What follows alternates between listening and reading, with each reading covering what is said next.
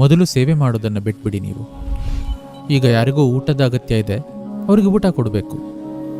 ಇನ್ನೊಬ್ಬರಿಗೆ ಊಟ ಜಾಸ್ತಿ ಆಯಿತು, ಅವರು ಊಟ ಕಡಿಮೆ ಮಾಡಬೇಕು. ಇನ್ನೊಬ್ಬರಿಗೆ ಧ್ಯಾನದ ಅಗತ್ಯ ಇದೆ, ಅವರಿಗೆ ಧ್ಯಾನ ಕೊಡಬೇಕು. ಈ ಮೊದಲ ಸೇವೆ ಪ್ರಾರಂಭಿಸಿ. ಒಬ್ಬ ಮನುಷ್ಯರಾಗಿ ನಿಮ್ಮ ಜೀವಕ್ಕೆ ಈ ಒಂದು ಸೇವೆ ಆರಂಭಿಸಿ.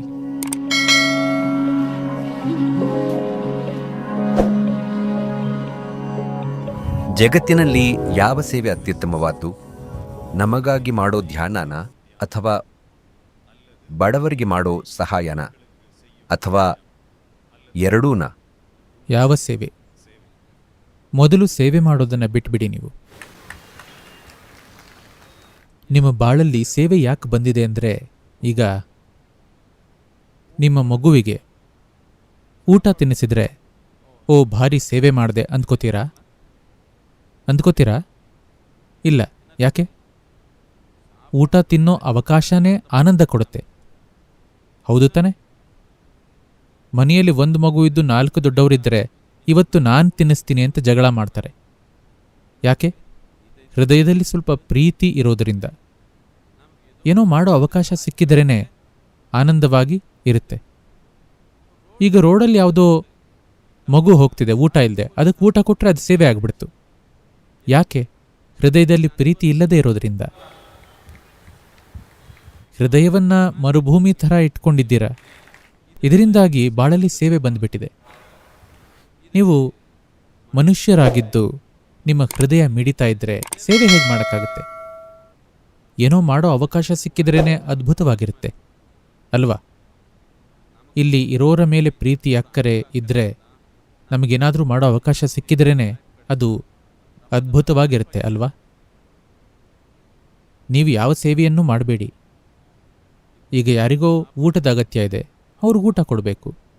ಇನ್ನೊಬ್ಬರಿಗೆ ಊಟ ಜಾಸ್ತಿ ಆಯಿತು, ಅವರು ಊಟ ಕಡಿಮೆ ಮಾಡಬೇಕು. ಇನ್ನೊಬ್ಬರಿಗೆ ಧ್ಯಾನದ ಅಗತ್ಯ ಇದೆ, ಅವ್ರಿಗೆ ಧ್ಯಾನ ಕೊಡಬೇಕು. ಮತ್ತೊಬ್ಬರಿಗೆ ಇನ್ನೇನೋ ಅಗತ್ಯ ಇದೆ, ಅದನ್ನು ಮಾಡಬೇಕು. ಮಾಡೋ ಕೆಲಸ ನಮಗಾಗಿ ಮಾಡುವಂಥದ್ದಲ್ಲ, ಸನ್ನಿವೇಶಕ್ಕೆ ಅಗತ್ಯವಾದ್ದನ್ನು ತಾನೇ ಮಾಡಬೇಕು. ಒಬ್ಬನಿಗೆ ಹಸಿವಾಗಿದೆ, ಅವನಿಗೆ ಊಟ ಅಂದ್ರೇನು ಅಂತಾನೆ ಗೊತ್ತಿಲ್ಲ, ಅವನಿಗೆ ಧ್ಯಾನ ಮಾಡು ಅಂತಂದ್ರೆ ಅದೆಂತಹ ಮುಟ್ಟಾಳತನ. ಊಟ ಮಾಡಾಗಿದೆ, ಮುಂದೇನು ಅಂತ ನೋಡ್ತಿದ್ದಾರೆ, ಅವರಿಗೆ ಧ್ಯಾನ ಕಲಿಸಬಹುದು. ಇನ್ನು ಊಟವನ್ನೇ ನೋಡದ ಮನುಷ್ಯನ ಹತ್ರ ಹೋಗಿ ಧ್ಯಾನ ಅಂದರೆ ಬಹಳ ಒಳ್ಳೆಯದು, ಕರ್ಮ ಎಲ್ಲ ಕರಗೋಗುತ್ತೆ, ಧ್ಯಾನ ಮಾಡು ಅಂದರೆ ಅದೆಂತಹ ಅಸಹ್ಯ. ಇದು ಅಸಹ್ಯ ತಾನೆ. ಕೆಲಸ ಮಾಡೋದೇನಕ್ಕೆ? ಕೆಲಸ ಪರಿಸ್ಥಿತಿಗೆ ತಕ್ಕ ಹಾಗೆ ಇರಬೇಕು ತಾನೆ. ಕೆಲಸ ಮಾಡೋದು ನಿಮಗಾಗಿ ಅಲ್ಲ, ಪರಿಸ್ಥಿತಿಗೆ ಯಾವುದು ಸೂಕ್ತವೋ ಅದನ್ನು ಮಾಡಬೇಕು ತಾನೆ. ಯಾವ ಸೇವೆನೂ ಮಾಡಬೇಡಿ. ನಿಮ್ಮ ಹೃದಯ ಮಿಡಿತಿದ್ರೆ ನಿಮ್ಮ ಕೈಯಲ್ಲಿ ಏನಾಗುತ್ತೋ ಅದನ್ನು ತಾನಾಗೇ ಮಾಡ್ತೀರಿ. ಮಿಡಿತಾ ಇಲ್ಲ ಅಂದರೆ ಸುಮ್ಮನೆ ಒಂದು ಕಡೆ ಕುಳಿತುಕೊಳ್ಳಿ. ಪ್ರೀತಿ ಇಲ್ಲದ, ಆನಂದ ಇಲ್ಲದ ವ್ಯಕ್ತಿ ಏನೂ ಮಾಡದೇ ಇದ್ರೇ ಒಳ್ಳೆಯದು. ಅವರಿಂದ ಜಗತ್ತಿಗೆ ಬರೀ ಸಮಸ್ಯೆ ಆಗುತ್ತೆ ಅಷ್ಟೆ. ಪ್ರೀತಿ, ಶಾಂತಿ, ಆನಂದ ಇಲ್ಲದ ವ್ಯಕ್ತಿ ಕೆಲಸ ಮಾಡಿದರೆ ಜಗತ್ತಿಡೀ ಅದೇ ಥರ ಮಾಡಿಬಿಡ್ತಾರೆ ಅಷ್ಟೇ. ಒಳ್ಳೆಯ ಉದ್ದೇಶದಿಂದ. ಒಳ್ಳೆಯ ಉದ್ದೇಶ ಇದೆ ಅವರಿಗೂ, ಆದರೆ ಆನಂದದಿಂದ ಇರೋದು ಹೇಗೆ, ಪ್ರೀತಿಯಿಂದ ಇರೋದು ಹೇಗೆ ಅಂತ ಗೊತ್ತಿಲ್ಲದೆ ಕೆಲಸ ಮಾಡ್ತಿದ್ದಾರೆ. ಒಳ್ಳೆಯ ಉದ್ದೇಶದಿಂದ ಕೆಲಸ ಶುರು ಮಾಡ್ತಾರೆ, ಆದರೆ ಪರಿಣಾಮ ನೋಡಿದರೆ ಅದರಿಂದ ತೊಳಲಾಟನೇ ಉಂಟಾಗುತ್ತೆ. ಅದರಿಂದ ನೀವು ಜಗತ್ತಿಗೆ ಮಾಡಬೇಕಾದ ಮೂಲಭೂತ ಸೇವೆ ಅಂದರೆ, ನಿಮ್ಮೂರಿಗೆ ನೀವೇನು ಸೇವೆ ಮಾಡಬಹುದು ಅಂದರೆ, ನಿಮ್ಮ ಊರಲ್ಲಿ ನಡ್ಕೊಂಡು ಹೋಗುವಾಗ ಸಂತೋಷವಾದ ಮುಖ ಇಟ್ಕೊಂಡು ನಡೀತೀರಾ? ಮೊದಲ ಸೇವೆ ಮಾಡ್ತೀರಾ?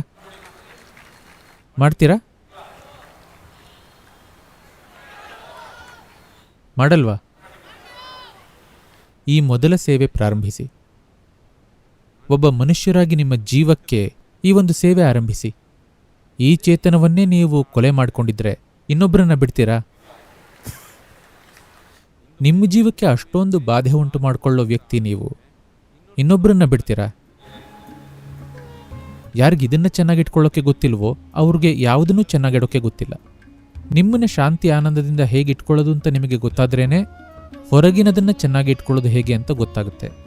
ಇದನ್ನೇ ಹೇಗಿಟ್ಕೊಳ್ಳೋದು ಅಂತ ಗೊತ್ತಿಲ್ಲದವರು ಜಗತ್ತಲ್ಲೇನು ಮಾಡ್ತಾರೆ? ಯಾವ ಸೇವೆ ಮಾಡೋದು ಬೇಡ. ನೀವು ನಿಮ್ಮ ಮನುಷ್ಯತ್ವವನ್ನು ಉಕ್ಕಿ ಹರಿಯೋ ಹಾಗೆ ಮಾಡಿದರೆ ಏನು ಅಗತ್ಯನೋ ಅದು ತಾನಾಗೇ ನಡೆಯುತ್ತೆ. ಸುಮ್ಮನೆ ಇರೋದು ಹೇಗೆ ಸಾಧ್ಯ? ಮನುಷ್ಯತ್ವ ನಿಮ್ಮ ಹೃದಯದಲ್ಲಿ ಮಿಡಿತಿದ್ರೆ ಯಾರೋ ಕಷ್ಟದಲ್ಲಿದ್ದರೆ ಸುಮ್ಮನೆ ಹೀಗೆ ಕೂರಕ್ಕಾಗುತ್ತಾ? ಅಗತ್ಯ ಇರೋದು ತಾನಾಗೇ ನಡೆಯುತ್ತೆ, ನಿಮ್ಮ ಸಾಮರ್ಥ್ಯಕ್ಕನುಸಾರವಾಗಿ ನಡೆಯುತ್ತೆ. ಇನ್ನೊಬ್ಬರ ಕೈಯಲ್ಲಾಗೋದು ನಿಮಗಾಗದೇ ಇರಬಹುದು, ಆದರೆ ನಿಮ್ಮ ಕೈಯಲ್ಲಾಗೋದು ತಾನಾಗೇ ನಡೆಯುತ್ತೆ. ಪ್ರತಿ ಮನುಷ್ಯರೂ ತಮ್ಮ ಕೈಯಲ್ಲಾಗೋದನ್ನ ಮಾಡಿದರೆ ಜಗತ್ತು ಅದ್ಭುತವಾಗಿರುತ್ತೆ. ಕೈಲಾಗೋದನ್ನ ಮಾಡದೆ ಕೂತಿದ್ದೀವಿ. ಕೈಲಾಗದ್ದನ್ನ ಮಾಡೋದು ಬೇಡ, ಏನೂ ಅತಿಶಯ ಮಾಡಬೇಕಾಗಿಲ್ಲ. ನಿಮ್ಮ ಕೈಲಾಗೋದನ್ನು ನೀವು ಮಾಡಿದರೆ ನಿಮ್ಮ ಬದುಕು ಧನ್ಯ. ಯಾವಾಗ ಮನುಷ್ಯ ಅವನ ಕೈಲಾಗೋದನ್ನೂ ಮಾಡದೇ ಇರ್ತಾನೋ ಅವನ ಬದುಕು ವ್ಯರ್ಥ ತಾನೆ. ಬಾಳೋ ಮೊದಲೇ ಬಾಳು ಪೋಲಾಗಿ ಹೋಯಿತು.